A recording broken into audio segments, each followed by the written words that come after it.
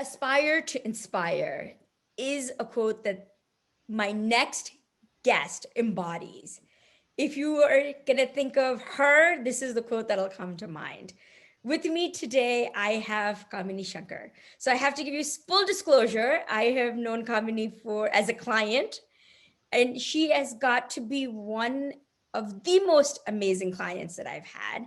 And I always say to everybody that you really know who your people are when they do business with you. You know what type of people they are when they actually do business. And Kamini and her husband were absolutely a joy to work with. But I have watched her journey and I reached out to her and I said, Kamini, I really want you on the show because she's inspired me. And so her mantra of aspire to inspire is one of the reasons why she's here and one of the reasons why I asked her. So Kamini, with a long drawn out welcome to Soul Talks with Alka. Thank you so much, Alka. It's amazing to be here and to be talking with you. I know you look phenomenal. So I have like this really beautiful looking guest. I'm super excited about that. Oh my God, I'm flattered. Thank you. I feel phenomenal just being here today. That's awesome. That's awesome. So you were not always in the shape that you were in. You're not always that way. So let's go back and let's talk about your inspirational journey, which will now inspire others. All So, right. so let's talk about that. Sure. So let me start by saying if somebody had told me like maybe 15 years ago, 20 years ago, that I would be a fitness instructor, I'd be teaching people yoga, I'd have said, I don't know who you're talking about. That was absolutely not something that I would have ever imagined myself doing. But it's amazing how life sort of just takes you on this journey, and how you adapt to your journey makes you who you are. And that's really, how my life was laid out. So it started in a bit of a dark place. When I had my baby, I was going through a lot of, health issues. He was born very premature, and so he had a lot of health issues also. So it was a lot of, angst and chaos that was going on in my life. I had gained a lot of weight. So I was at that time about 185 pounds. Not that I was always, very low with my weight, but then that was a phenomenal weight gain. And it was, hormonal. I had health issues at that time. But also what added to that was the postpartum depression. And overall, I was in a really dark place. And I felt like I had hit rock bottom. Wow. I was diagnosed with cervical polyp, which also led me to have surgeries after. Overall, it was just in a place where you just feel like there is no way out. And I could have taken that journey and just went south from there. One thing that kept coming to my mind was, here's this child in front of me. He's my responsibility. I brought him into this world. What kind of a mom do I want to be for him? Do I want to be that mom who is, running around with him, having fun with him, or do I want to be that mom who's, more of a burden? And that was really what inspired me to change who I was. So even in the weakest of my life, I found the strength through him, I would say, to become the strongest I could be. Wow. And sometimes you realize this in life, that when being strong is the only option, you'll be amazed at how strong you can actually be. And that's really what started my journey off. So from there, I took a positive dive into life. I said, you know what, I'm going to get over all of these things. I'm going to come stronger than all of these things that are happening to me. And I am going to happen to life. Life is not going to happen to me. So I took control of life, and here I am today. So this is really what it was. At any point, life takes us through all of these journeys, through these ups and downs. In this last year, a lot of us have realized how life can just turn, completely different and throw a curveball. But it's always what you do with life that matters. That's very true. But you know what? A lot of us struggle with weight in general, right? A lot Yeah. of us have that journey. But when you have PPD and you have other health issues, it exasperates everything, Yes. right? How is it that you made that? Of course, you had a lifeline, right? Your son that you had to make that decision for, but you could have gone down that spiral, right? How is it that you said to yourself, or was that just a turning point? Was it just a thought that said, you know what? No, I'm going to do this. Like was it a defining moment for people who are struggling, I guess? How is it that you made that decision, and how can we inspire someone else to do the same? So when, I work with a lot of clients who are struggling with weight, struggling with health issues. And one thing I always talk to them about a lot is why? Why do you want to change your life? Why do you want to lose weight? Why do you want to get healthier? What is that thing that's driving you? When we understand our why, sometimes we don't really realize it until we dig deeper into our soul and really Yes. reveal that, right? But if you're thinking, okay, I want to lose weight because I want to look good in that dress that I bought, two sizes too small. So if that's Don't we your have all why, those dresses? I think every single one of I us think has everybody has it. those, right, hanging in the closet, and you're like, aspirational. I'm getting to it one day. So Someday. that's right. If that's your why, your ability to drive towards it may be very superficial. And that's Yes. how people go on those yo-yo journeys. I'm losing weight today, I'm going on a crash diet tomorrow, I gain twice as much back. So that happens. But if you delve deeper into, just peel off the layers that are superficial, but delve deeper and think about why am I really doing this? When you get to that why, that gives you the motivation you need. So every time you're reaching for that dessert, that why is the one that's going to come back into your mind and say, here, this is why I'm doing. Eating this dessert is going to take me away from my why, and that's why I'm not going to do this. But we all have that faltering moment, right? You do that and you fall back. And then, so how did you make your why strong enough where your journey was progressive and not one step forward, two steps back? Because Okay, sometimes chocolate takes over the why really that's right. easily. That's right. That's right. And that is still okay, right? So if you have to have that chocolate, you have to have it. It's okay. It's okay to have the chocolate. Where we go south is we have the chocolate every meal, every day, and we make that our normal. Mm, Instead, that is your once in a while kind of a thing. And mm, when we make those changes, it really makes a big difference.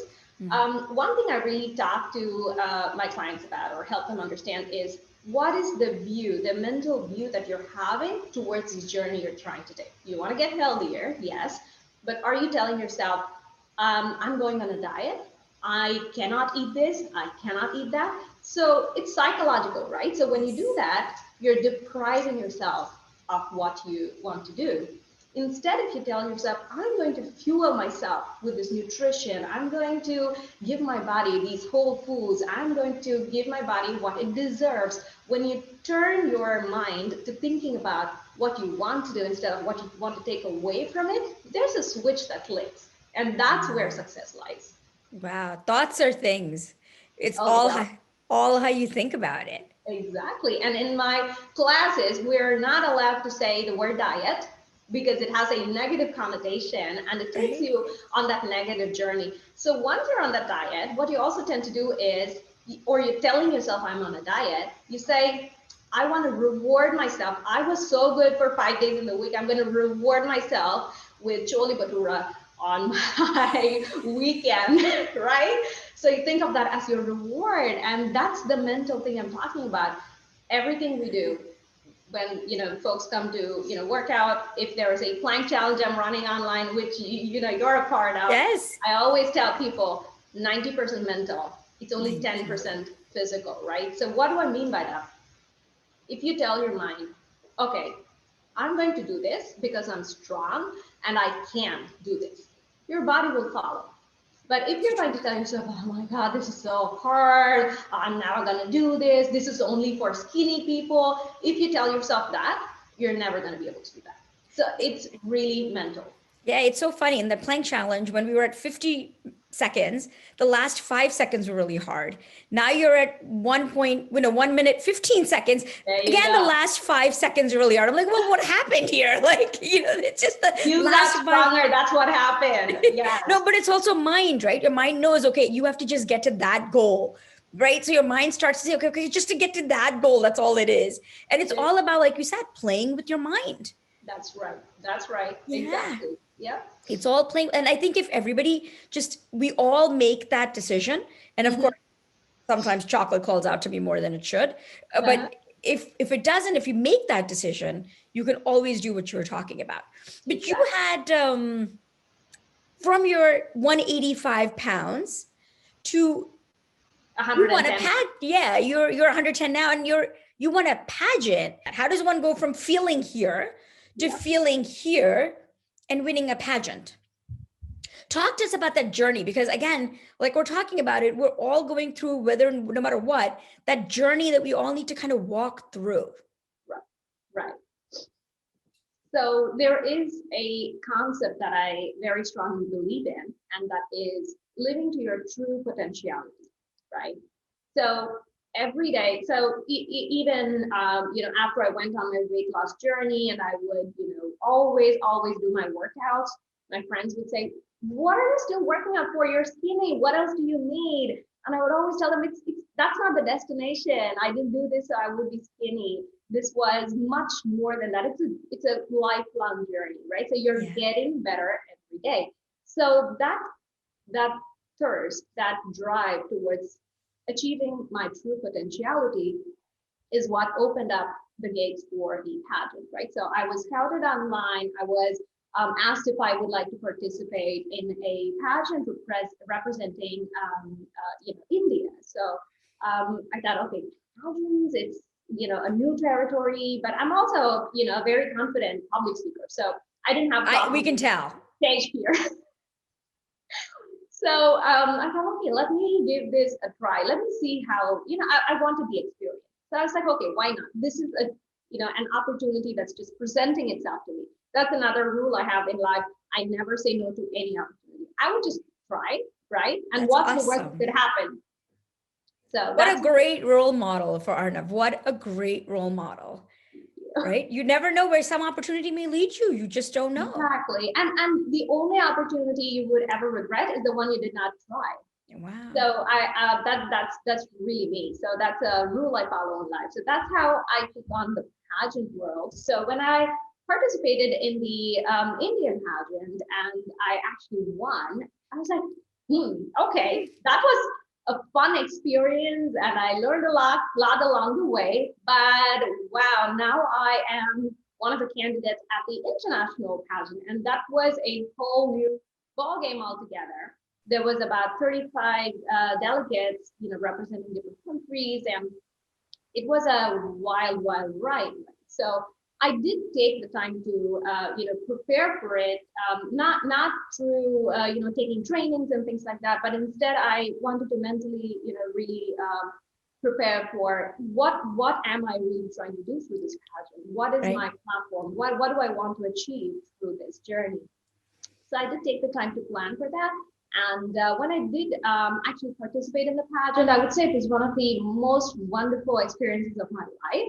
The kind of friendships I created, the experience, just the camaraderie, you're all competing with each other. And these are, women who are of different ages, different marital status. There was 2 people who had kids. Everybody else was like either just married or single. So it was a very different, diaspora of women coming in together. And those dressing room discussions and everybody trying to fix each other's zipper. You're competing against each other, but you're like fixing each other's hair, you're fixing zippers. It just filled my heart with so much of joy. I will tell you, I did not really expect to win the pageant, because that was the first pageant that an international pageant that I was participating in, but everybody else had so much experience there. So I wasn't really expecting to win, but I did, which was, it awesome. Just, blew my mind off. But afterwards, when I spoke to the judges and asked them, what made you choose me, the one thing they said was, there was a lot of authenticity and everything you said and everything you did, it didn't seem rehearsed, it didn't seem practiced, and that's really what got to the crown. So that was a very interesting experience overall. But I But you know what I don't. like is that you went up to the judges and asked, why did you choose me? Because it's always when you get that success, it's always important to know why that success came Why? to you, Right. right? Because that is a lesson that can be repeated in other Exactly. areas of life. So that's Yeah. really, you didn't just say, hey, I won and I'm going to just relish. You went and asked, why did you choose me? Oh, absolutely. Yes, I was very curious to know. That's And awesome. yeah, yeah, and that's really taught me something about life, right? Because a lot of times, a lot of us go through life, just being who we think the other person wants us to be, and Yes. sometimes we just live our life that way.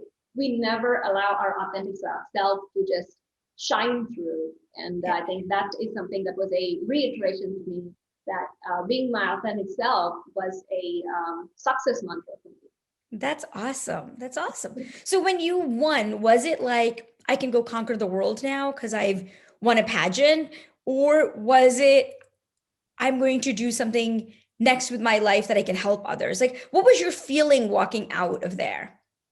My feeling walking out of there was, wow, this is a big responsibility. Yeah. For 1 year, I'm going to be, under a magnifying glass where every move is going to be, judged and talked about. And Yes. in a lot of responsibility, I was being a role model to all the people who were coming after me, my sister queens.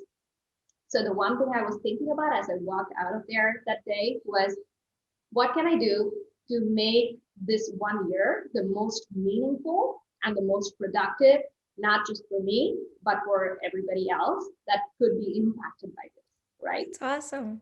And so what were some of the things that you accomplished? Through the pageant system, they have a really great network, the international pageant system.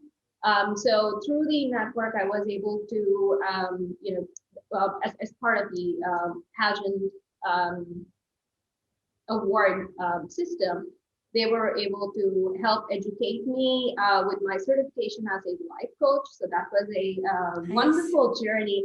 And I always tell my director, this gift that you've given me, it's a gift that keeps on giving, because you That's right. didn't just impact my life. Through me, you're Impacted impacting others. so many other people's lives. So that was one which was very beautiful experience in itself. But in addition to that, I was also able to start a nonprofit organization called Empower, and through that Wow. we train women from economically challenged backgrounds in being able to find success in the corporate world.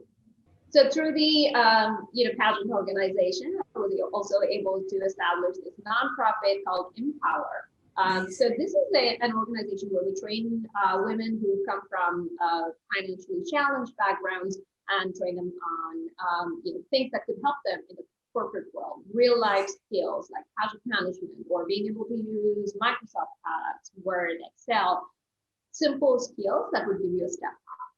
That's So the awesome. idea was to be, how they say you give somebody fish, you've given them a meal for the day, but if you teach them how to fish, you've given them a meal for a lifetime. So That's that was the awesome. idea behind Empower, and I have, personally grown a lot here in the USA. In the corporate world, and I know what kind of empowerment that has given me through my life. And I want to be able to spread that to other people who can find that same empowerment in their life. Wow. So is this it like only in the US or do you do help in other countries too? Like is the nonprofit helping only people in the US Only in or the US, yes. only in the US? That's so awesome, man. I didn't even know this part about you. I do not advertise about it because, I did not want it to become a marketing thing, and B, I also have a very small core group of people working on it. It's not a very large scale thing, so I try to keep it under the cover, so I have a lot of authenticity in the people that I'm helping. If I advertise, I know I'm going to get all sorts of scams coming in. So That's awesome. Like I'm just so impressed. So thank you're you. super inspirational. But now Thank you. you continue to make a difference in an everyday life, right? For women. you're doing Zumba classes, and even during COVID, like you were so active, classes were so active. So talk to us about how you decided to become a Zumba instructor. I know when we first met, you were going in for training at that time. That's That's what I right. Oh my that's it. God. Yeah, Can I you remember. believe it? Yes. So Yeah. yeah, I've been teaching for about 8+ years now. So Zumba was, I love dancing, and Zumba at the time, we spoke about how I was in this dark place. I was Yeah. trying to come out of it with some positivity and bring some confidence back into my life. And Zumba was a great way for me to do it because I loved dancing, and it really helped me with my with getting my energy levels up and getting my stamina up. So that's how it started. And then one of the instructors one day said, "Hey, you are really good at this. Maybe you should consider getting certified." And I was like, "Really, me?"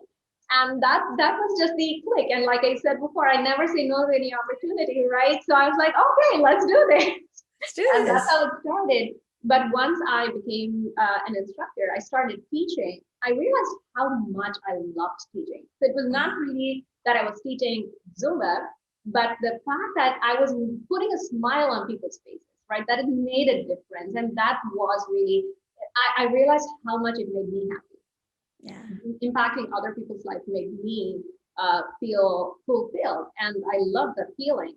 So then I said, okay, I'm going to take this a step further, and then I got myself ACE certified, AFA certified. I started teaching strength training, and then I got myself certified in yoga, and I was always practicing yoga, but I wasn't teaching. So then I started teaching yoga as well. And I can tell you the joy that I get from seeing my people sweat and curse me under their breath. It's priceless. It's priceless. But jokes apart, really, what really makes my day is when people come to me and say, "I've been on blood pressure medication for 12 years. This is the first time my doctor took me off of it." When they say, "Oh my God, I had a back pain for 2 weeks continuously and I was skipping classes. Today I came to this yoga class and now I feel better. I don't even feel that pain anymore." Little things like that. That's what makes my day. And That's so during awesome. this COVID, I have to tell you, it's my Fabit family who kept me happy during this time when it was just so challenging and difficult. Yeah. But being able to stay connected with them and really impacting people who are stuck at home in this, chaotic mental structure at this time, not knowing what's going on. But that 30 minute, that 1 hour of sanity you have in your day, it changed my life and it changed their life. So That's awesome. So now do you still, I mean, we all have our bad days and we all go through lulls. How is it that you get out of your lulls and get out of your dark moments now? honestly, meeting my class is really that time that gets me out of my lull moments, out of my Yeah. bad moments. Even if I'm like the lowest in my energy, even if I'm sick, my husband always jokes about it. If I say I'm not feeling very well, he'll be like, "Wait till your class and then you feel fine." And that's actually true. I've noticed a lot of times if I don't have energy, if I'm tired, whatever is going on, as soon as I've taught a class, I'm like full of energy. I'm so happy. And that really is my motivation. A lot of people ask me, how do you still find the energy to teach a class? How do you still Yeah. find the energy to work out? But that is really what gives me the energy. So it works well. So for people who are saying, okay, you know what, I want to start a goal, I want to start the weight loss journey, I want to do something, what are the tips that you would tell anyone who would say, okay, you know what, I want to start today. Forget it. Whatever I've done, I've done. I want to start today into a health journey, into my mental change, shift, right? What is it? What would your 5 step journey be for them? So the first thing I would say is your why, right? So understand why you're doing this. So what I mean by that is not simply saying, well, because I want to get healthier. Why do you want to get healthier, right? So ask yourself that question and really try to understand why you're being able to establish your goal clearly in your mind makes a big difference. Mm. Write it down, Write it down on a piece of paper, put it on your mirror, any place that you are going to look at every day, your computer screen, whatever it is, right? So put it up there. What I also tell people is break down your goal into bite-sized pieces and take it like 1 week at a time. All too often we say, okay, for the next 6 months, I'm going to work out every single day and I'm going to run 5 miles. That is not going to happen, I'll tell you right now, right? So break your goal into bite-sized pieces, assess the feasibility. How realistic is this goal? How much of it can I actually do? Which is also the concept behind the plank challenges that I do. Because if I tell you, let's do a plank every day and we'll do it for 2.5 minutes, you're not even going to do one day, right? But if you break it down into those bite-sized pieces and you're just increasing by like 5 seconds goes by, you're not going to even realize it. But before you know it, you're now doing 1.5 minutes. But if you had started off with thinking, okay, let me try a minute, you wouldn't have even started. So a lot of times I feel not just with weight loss or a healthy lifestyle journey, but with everything we do, we tend to just try to do too much at the same time. We try to boil the ocean. So being able to break things down into bite-sized pieces usually works very well. The other thing I would also always drill down on is planning. Plan and make sure that you're setting yourself up for success. So you are not, trying to do things on the fly. You get frustrated. You feel like you're failing at things. You give up too easily. So a simple example is if you're trying to eat healthier, more nutritious food, you want to prep a little bit, plan for it, write down what am I going to eat on Monday, Tuesday, Wednesday, plan what your lunch looks like, what does your dinner look like, and prep for it a little bit. Do your grocery shopping ahead of time. Maybe chop some veggies, put things into little Ziplocs, keep it ready for you. And so when the week rolls by and all of this chaos is happening around you, you still have some sanity and you're able to just reach in and get what you need. If you're not preparing for it, you're going to be setting yourself up for failure, because when you've had like 8 hours of meetings or you've spent 4 hours with a client, you're just coming home tired, you're not going to have the energy to make something healthy then. Yeah, but then you'll just choose an unhealthy option outside. Exactly. And then you cannot really just rely on your willpower to not choose that unhealthy option. You want to make sure you're setting yourself up for success, right? Yeah. Because you cannot fight with your own self in order to get something done. You want to work with yourself. So another thing that I tell my clients also, and people usually are surprised when I say this, throw out your weighing scale, right? I do not allow my clients to weigh themselves.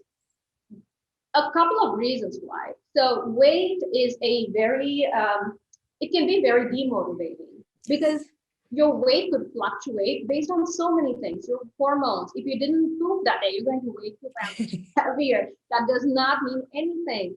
But when we focus too much on our weight, it can be demotivating, it can be frustrating, and you feel like you're not making success. You're double guessing every single thing you're doing. So you've eaten salad for 2 days, and then you're weighing yourself, you're like, I haven't lost any weight, so I'm not going to eat the salad anymore. But instead, when you take that weight off of your vision, right, you're not thinking about the weight, you start thinking about other things. I always ask people to think about, how is your sleep quality? Are you having good sleep? Do you wake up refreshed? How is your energy level? Do you have steady energy during the day, or do you have the ebbs and flows? You're suddenly, you had a cup of coffee, you're feeling energetic. 30 minutes later, you drop them. Is that what's happening? So little things like this are where you will be able to see your health indicators showing positive or negative, and then you'd be able to tweak things in your life in order to get better health benefits. Right. And the weight will be the added bonus, right? Like we were talking about earlier. Yeah. The weight, the size, everything else follows. But the key is going to be other health indicators that can really tell you how you're doing. Absolutely. You have shared so much information. We want to thank you, because what this does is it's an inspirational step-by-step process in how to lose weight. And so many of us struggle with this. So we want to really thank you for coming on the show. Thank you for motivating. You look phenomenal. You speak phenomenally. You think phenomenally. You're just a complete package. Oh So my God. thank Thank you you. so much. Thank you so much for coming on the show. We really appreciate it. Thank you, Kamini. It Thank you was so much. absolutely wonderful to be on this show. Absolutely wonderful to connect with you after a long time, Alka. And it was great to talk about my journey, but also I hope that through this I've inspired some people to look at things a little bit more positively. A lot of times we tend to go at war with our own body and mind, and if this little talk can help somebody else, just smile through the day and not really think about themselves as oh my God, let me change myself. I would be really happy. Thank you so much. I had a wonderful time being on the show. Absolutely. Thank you. Thank you again. Sure. Thank you.